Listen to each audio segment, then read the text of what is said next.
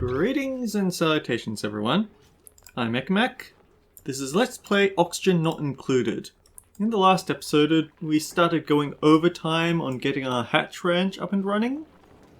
And a thought actually occurred to me. So we have 2 hatchlings right about now. We probably aren't going to get this system up and running in time for them.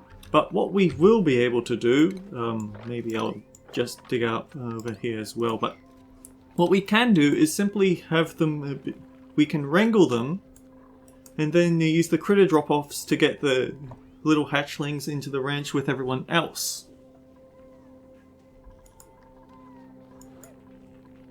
The way this is designed is supposed to keep hatchlings out of the ranch and only allow fully grown hatches to come visit, but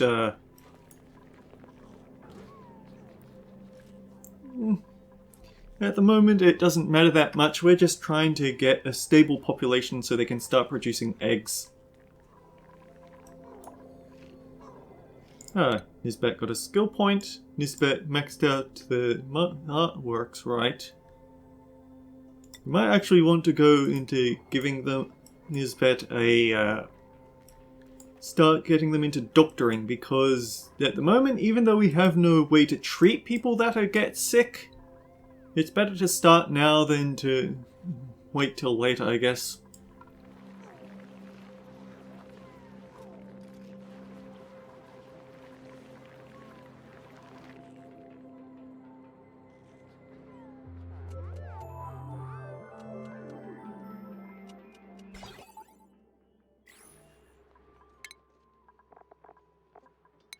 Yeah, Jean should be able to transport the hatchlings over there before it's too late.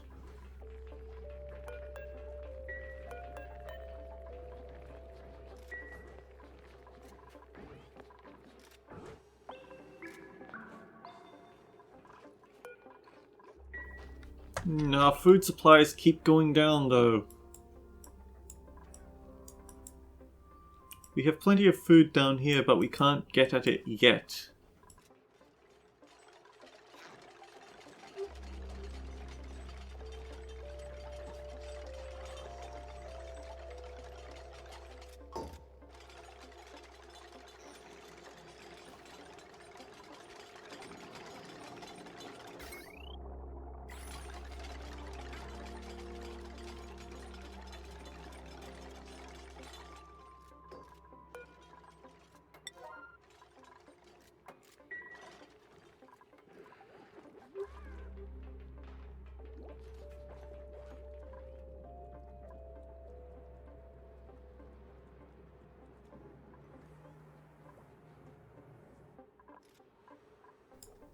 And of course, after we get the whole ranch up and running, we won't be really breathing easier, we'll just be eating easier. We've still got a lot of work to do before we've got our oxygen system properly handled, because at the moment we just use algae. Algae isn't infinite. Although I guess polluted oxygen is also a bit overwhelmingly present, so that gives us a bit more breathing room as well, but puns. Okay, what did we research? We researched HVAC, so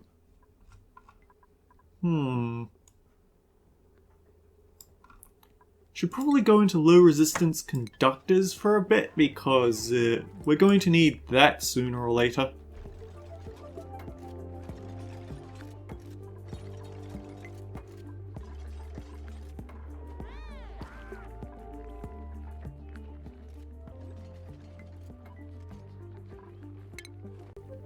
So we have gas element sensors, we have gas meter valves. Okay, the meter valves, those are actually really good. The thing is, they use plastic, we don't have plastic yet.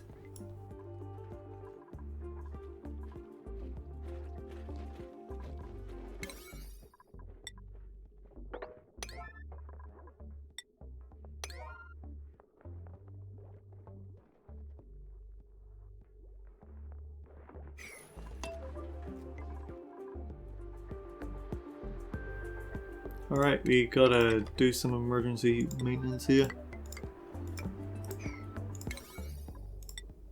Well, less emergency maintenance and more emergency excavations, hoping that we can get our hands on a little more food. Oh! Barbecue! Everyone's at least in good health.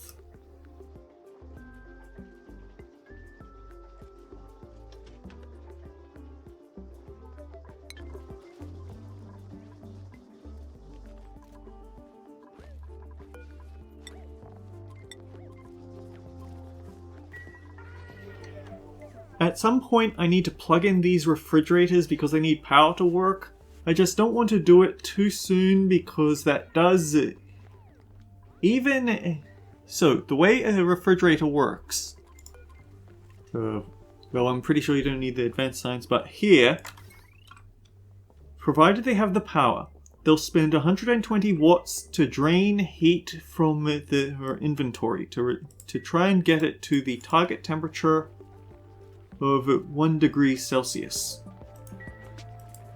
Once they get all their contents to that point, then they swap over to costing 20 watts to just maintain it. So it can actually add up to quite a bit of running time on the hamster wheels. It has to happen sooner or later, just not right now.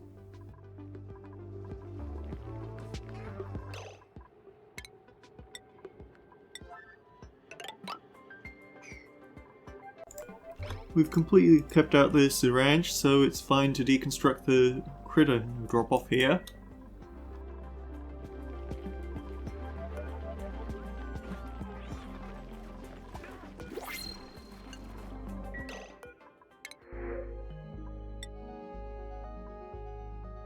Slow learner, decrease science, but also 12 initial science.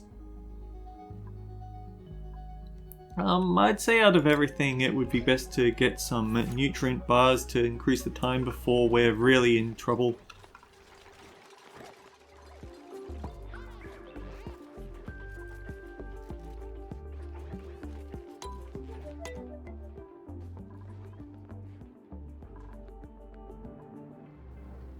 Unfortunately, I don't think we're going to get at these sleet wheat grains.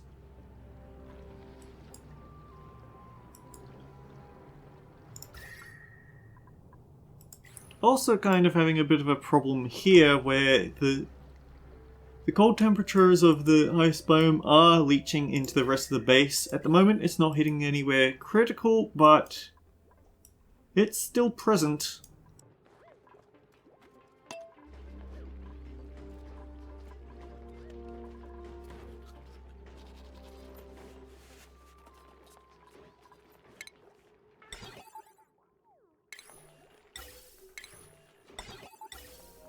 It would be nice if we could just dig into here and leave food stores here so that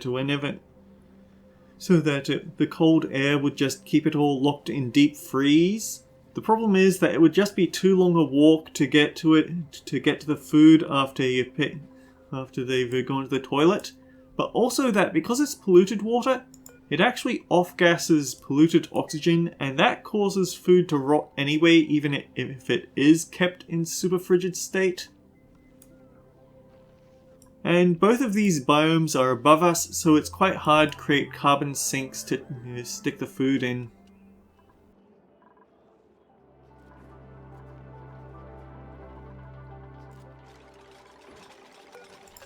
We have another hatchling.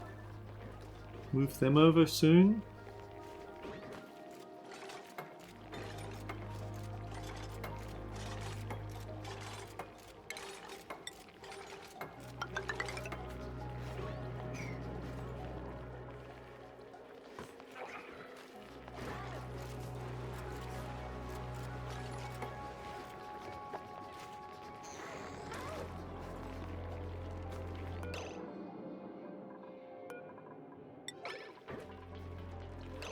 Oh right, we want to copy over a critter sensor.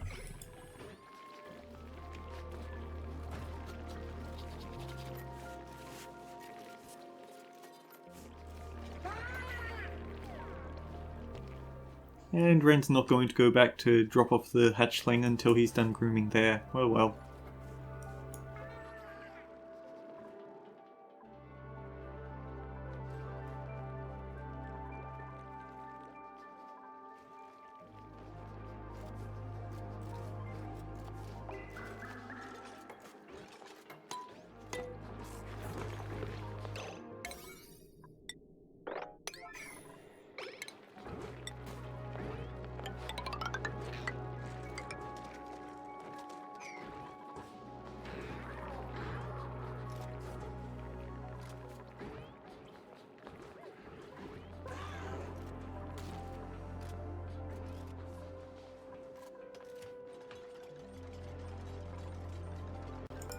Oh dear, we have 2 elderly hatches here.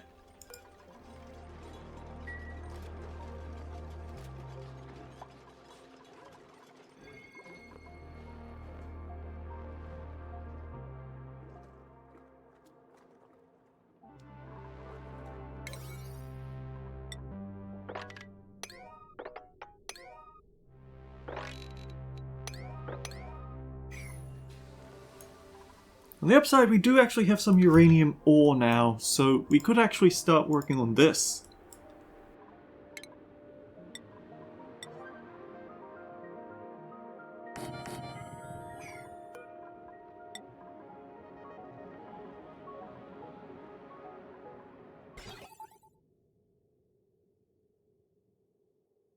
The downside. There's no way to automate the control of this thing, which is what I would have really liked. If I could have some way for it to read that there's very little power left in the battery, so this should stop working.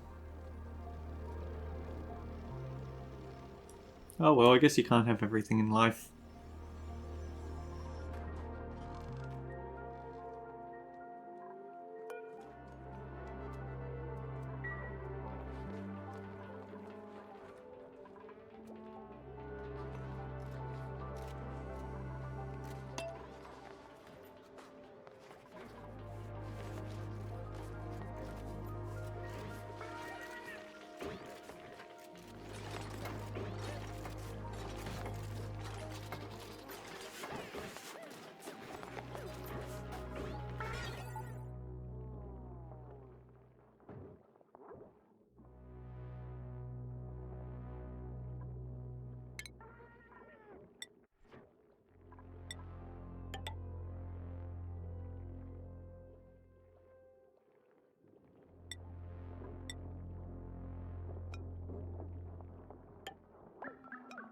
Now this one's a pain.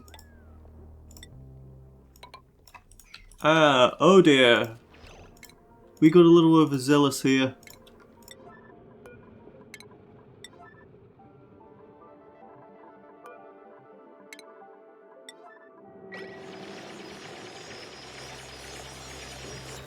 And yeah, this is a problem. I don't like how ore gates will pitch a hissy fit if they have an automation wire bridge connecting on them. Because this isn't touching any of the ports, and yet for some reason it causes a glitch.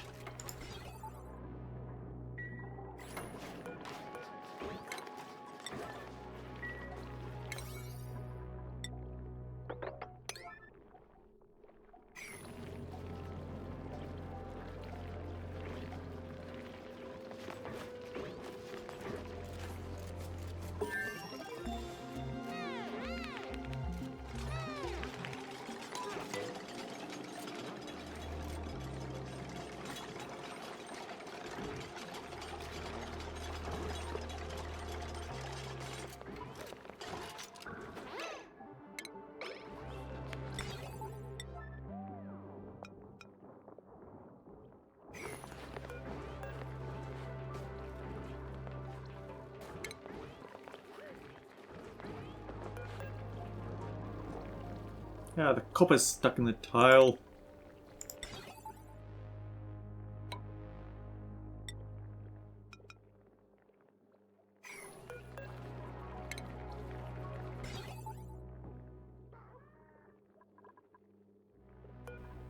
Okay, plan B.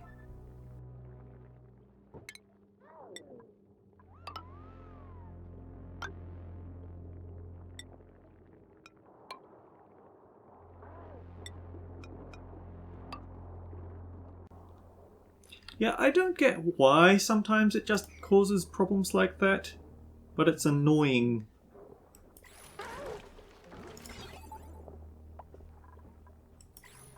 The reason why you'd want to stick the automation cabling inside buildings rather than out in the open is because they do have a tiny bit of a negative decor value.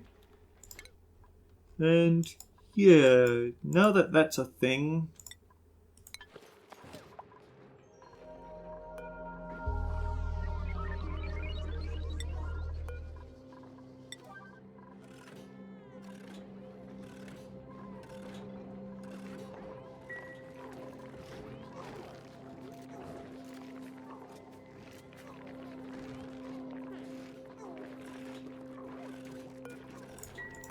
we need to get rid of this rock. It's just causing problems. But low resistance conductors, okay, quick overview of what all these involve. Well, the gas reservoir was added with HVAC. It stores the gases in the ventilation systems. Pretty handy. But everything that we want to look at is here. So, conductive wire. It has no decor bonus, and it has a max power of 2 kilowatts, as opposed to the 1000 watts and the slight decor penalty of standard wiring. The conductive wire bridge does have a decor penalty, but it can carry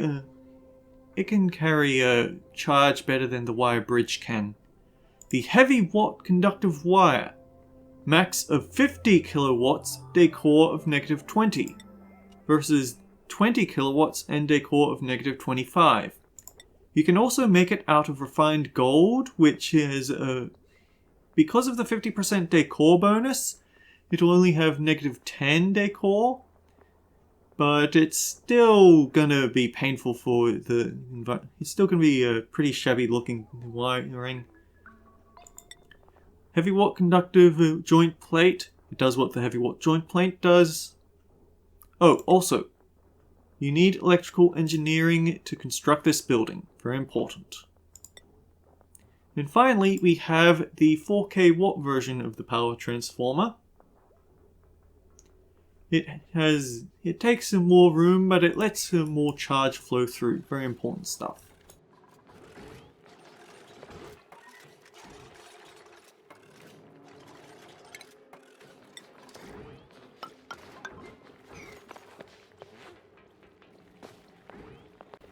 And now we need to go on we need to get about setting up the automation here. So, this needs to be below 1 and only count critters. This needs to be above 0. It is. This one needs to be above 1. This one needs to be above 0. This one needs to be below 2. And actually we also want to make sure these are set for critters only.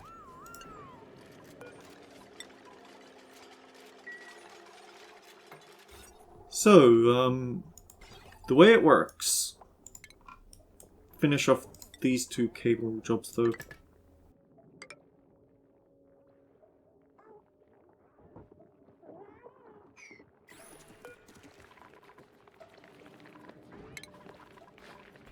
The way it works, if any of the stables are underproducing, then they put a green signal onto this cable, and any that don't have enough people will lock the gate. So any critters that drop down have to stop at that specific branch. If this cable is green, this cable is red. It sends a red signal to here. Likewise, if this detects any critters in it, it sends a red signal. If either of these is red, then it slaps the door shut immediately, drowning any unfortunate critters caught inside.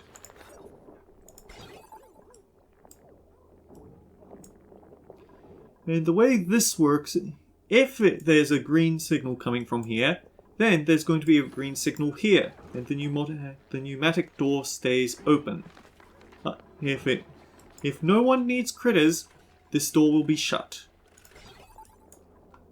Although it also has... Do we have people here or... Actually, we also need to set these doors as well. 2-second buffer gate, 15-second filter gate.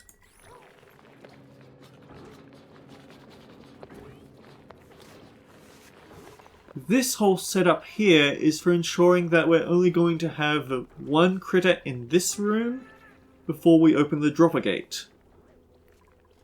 This gate will be shut unless it detects a critter in here and only one critter. Then it opens. Eventually the critter's pathing sends them in here. The gate will shut. This gate should be open. And then they'll drop all the way down to the first ranch that needs a new critter. Because the shut doors will stop them.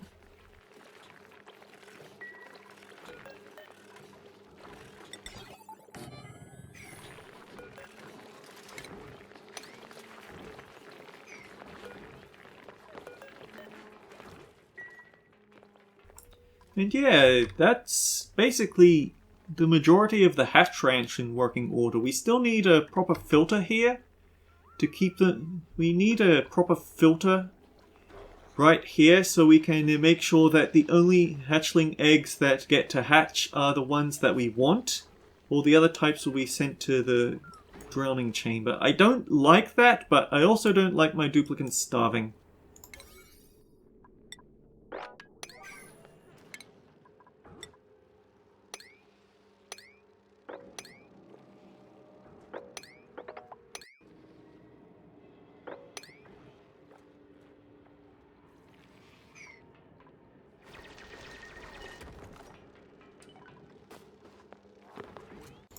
I don't know what happened here, but I'm undoing it.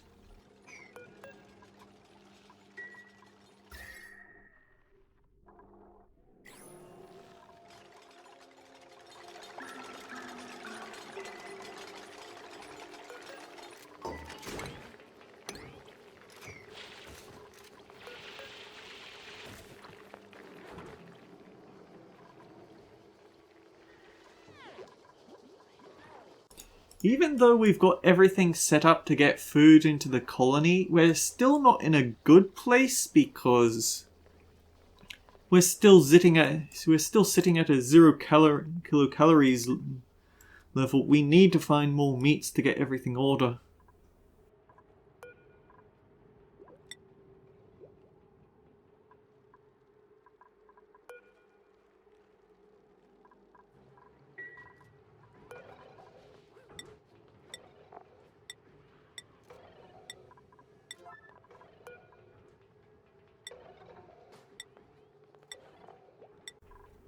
So I guess I didn't get to watch when they were doing it properly, but basically what happens with the manual red bolt generator? We stick some uranium ore into it. A duplicant will work on it for a certain amount of time before the red bolt... Okay, Ashkin was working on it. Nice.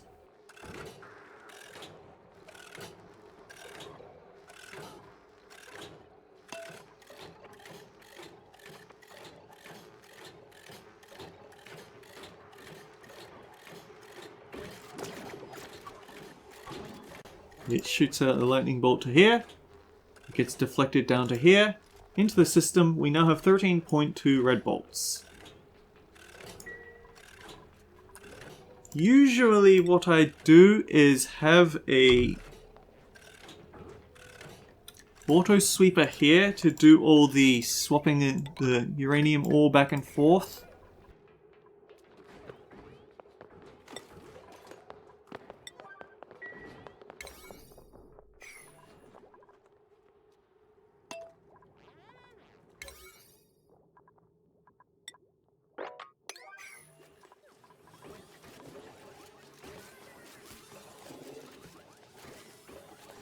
The thing about red bolts is that hitting duplicates with them will actually hurt them.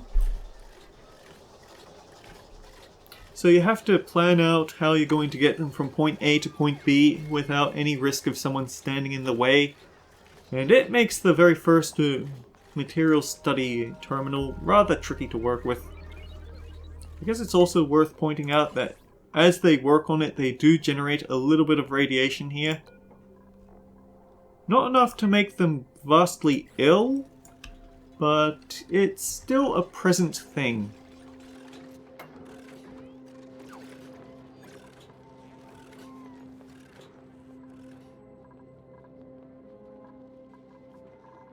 The red bolt generator actually wasn't in the game with the first time they made the materials research terminal. You had to rely on the red bolt generators, and I've gone over how much of a power drain these things are. It's obnoxious when you're going for the super sustainable achievement.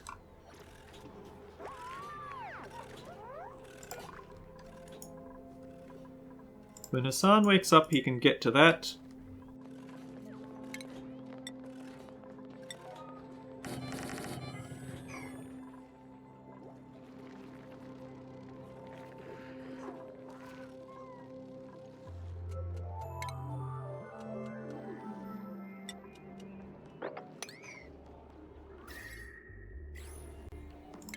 And now I guess we just need to have a look at extracting more of this sandstone biome in hopes of finding a bit more food.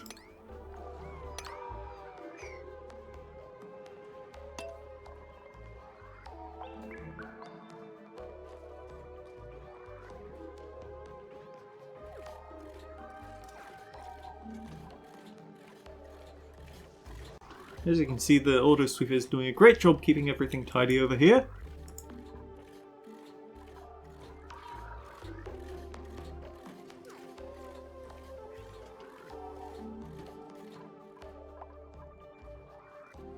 And we have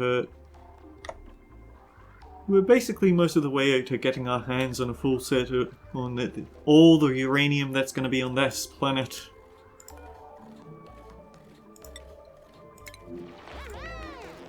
Catalina's doing a good job of providing it back up to the box.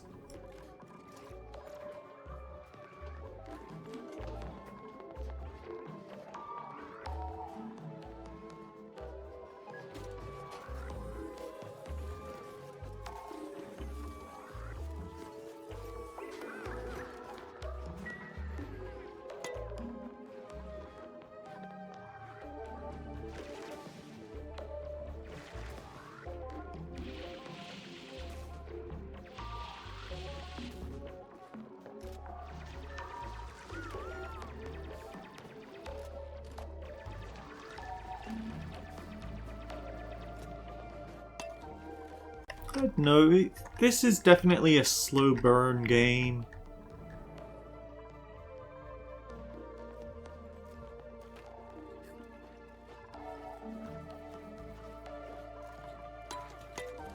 Actually, something that I should do very quickly. Set up for transporting the meats away from that stable, because we really don't want the hatches eating our food.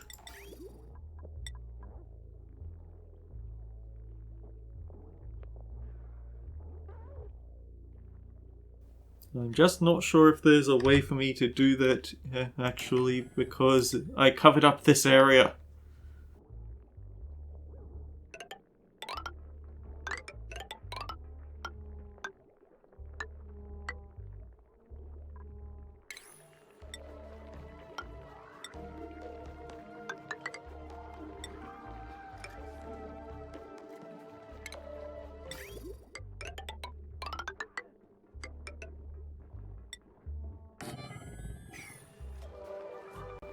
And drop it off there.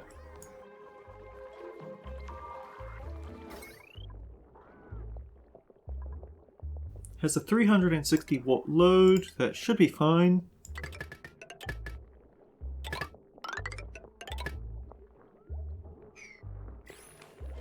And yeah, that's time up for the day, but I think there's something that I actually should have been showing a lot more of, and that's these lesson videos. I showed the plumbing and ventilation one, but I feel like there's a lot more that could be taught. Or rather, I mean, they put these videos in the game, we might as well show them.